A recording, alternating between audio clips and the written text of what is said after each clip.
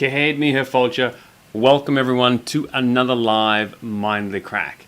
So today I want to talk a little bit more about getting things done. And of course this is in relation to the short series, actually it's turning into quite a long series, on the subject of setting and achieving your goals. So today, in regard to getting things done, I'm going to be talking about emotion.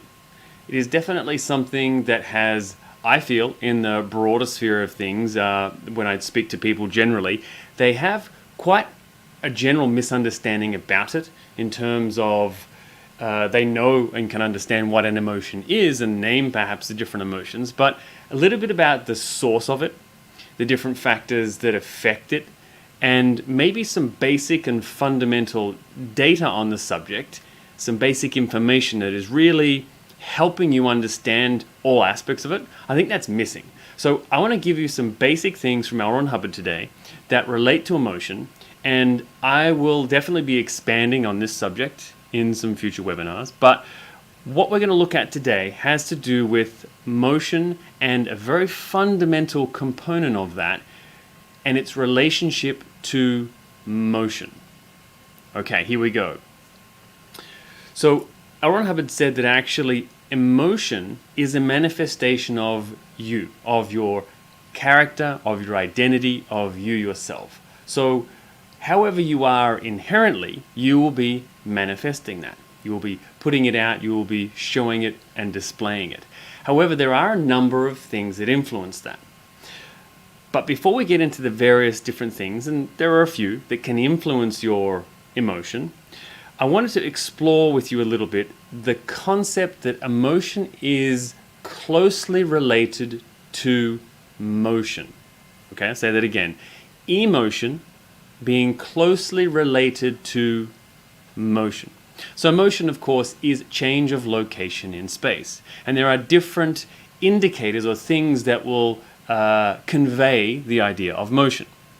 So this pen, for example, if I have the pen sitting here on the desk and within a period of 2 hours, it changes location from here to here, you would say that that is a very small amount of motion or a low amount of motion. And one of the monitoring factors of motion you could say to be speed. So if I was to tip this desk up and, have everything slide off the table, if the pen moved in a short distance over time, each time a little bit more, again, we're looking at this small motion or slow speed. I'm relating speed to it for a particular reason. And if I just upended the table very quickly and everything shot off with a matter of, split second, then we would say the change of location in space of the pen, it moved a great distance in a short time, and so we're looking at greater amounts of motion or, again, greater speed. So what does speed have to do with motion? Well, obviously that should be self-explanatory from what I just went over, but let me give you a bit more of a clearer example. Motion, or speed therefore, can express emotion in this way. So perhaps I'm going to convey to you some information, maybe something that happened to me, and I'm going to give it to you at 2 different speeds, and you can then label that speed with an emotion. And first I'm going to do it in this way. Really terrible news today. My dog died after being alive for 2 years, and I got it gifted from someone else, and it was really terrible. Or I could say, terrible news today. My dog died after only being with me for a year, and I got it as a gift. Okay, enough said. I think you can get the point. Is that the motion or the speed in the first quote was quite fast. And could you detect any sort of upset, any grief, any sort of feeling of loss in it? Perhaps not. But in the second one, in speaking slowly, delivering the words with a slow speed, a reduced amount of motion, you can convey the emotion to be perhaps somewhat griefy or at that end of the emotional scale. You get the idea. Okay, so in that way, it's a very negative, let's say, situation conveyed rapidly, doesn't perhaps express the correct or matching emotion, and then the negative experience being conveyed very slowly, you would see that that matches the experience with an emotion. So hopefully that gives you an idea of how motion and emotion are related. Okay. Now the next thing that L. Ron Hubbard discovered, and again there are some exceptions to this, and I want you to, this is a test for you, I want you to consider this information that I'm going to give to you, and then consider the types of scenarios that it doesn't apply in. Of course there are some that it does, and you'll see that hopefully clearly when you hear what I have to say, but have a look for the exceptions to this, because it's going to lead you on to the next thing that I'm going to talk about in emotion in another webinar, and it has to do with the different factors that create emotion. Okay, so enough on that. Let me get back to this point. Emotion, the feeling, the emotional, the state of mind, you might say, or the expression of who you are, the character, your intrinsic who you are, and its expression, and motion. So the speed, the velocity, the change of location in space of things. Okay, so he also said one handles motion on a direct ratio with his ability to handle emotion. The higher his emotion level, the more control he can exert over motion. The lower his emotion level, the more he succumbs to motion. So succumbs is giving into. All right, so let me just break that down a little bit. So the higher someone's emotion is, now the qualifier for emotion there will say just capacity to experience greater amounts or varying amounts of emotion. So if someone has a great range of emotion, we might say that he has a high emotion level because he can experience things from all, let's say negative emotions to then very positive emotions and perhaps everything in between. So that we'll say is a high emotion level. And as L. Ron Hubbard is saying, the more he can control or he can exert control over motion when he's in that situation. So this relates to a number of factors of how the mind works, but inspect if that is true for you in your own life.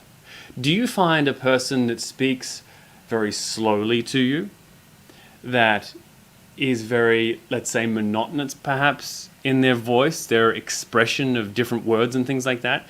If you find someone is not necessarily soft, but if someone is very slow, perhaps very deliberate, you might say, or you could even say just boring sounding, does that match up? Does the speed of their actions in the environment, does it match up with their speed of which they are thinking, of which they are conveying their thoughts and communicating to you, perhaps even replying to communications in that way? So have a look at that and see whether that is true for you. Now the other part of that, of course, the lower his emotion level, so the narrower the band of ability to experience different levels of emotion, the narrower that is, the more he succumbs to motion. So let's have a look at that in terms of someone not being within their band of emotion. And kids, of course, from observation, you should agree with this, are quite capable of a lot of motion, many different directions and many different locations. And you'll also see that kids are capable of crying about one thing one instant and then laughing about something else and expressing the cutest, happiest, most joyous expression on their face the next moment. So why is that? Because children have this wide band of ability to experience motion.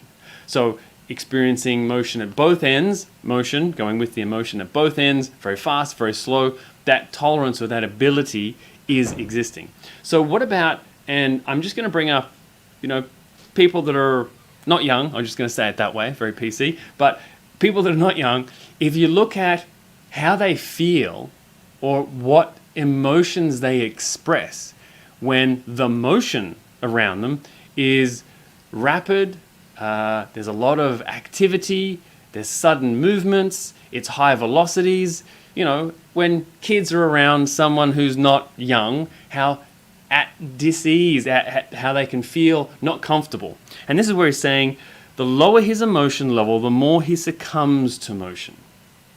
So again, lower emotion level, lower band, not able to experience many different types of emotion. So the narrow, whether it's in mid, low, wherever it might be, but the narrower the band, the lower the emotion, the less able to experience motion, and the more they will get irritated or succumb or, feel like they're being hurt, damaged, or upset in some way by motions around them. So take a look at that and see if you observe those things in people around you. Use that information to see people around you. Does that make sense? Does motion relate to your emotion? And in that same way, if you have noticed some of these things and it is true for you and you see you can apply it, then how will you apply it? What does your motion on a daily basis have to do with getting into action? Well, if you can't draw the dots on that, basically what I'm saying is to get active, get busy, and get doing things. Because you will find that even if your emotion is down and you're not so sprightly or willing to get into some activity that you're doing, then consider just creating.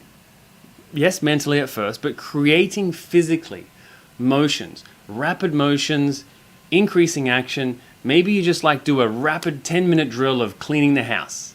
And just that motion that you generate from doing that speed, that motion, that action, that exchange with things in your environment, building that speed up quite often will actually be enough to get your mind up to speed and change it towards motivating you into getting things done. Anyway, that's a tip for the day. See how that information sits with you. Look around, see if you can apply it, and I hope you can use it in your life. That's all I have time for. Sinead for today.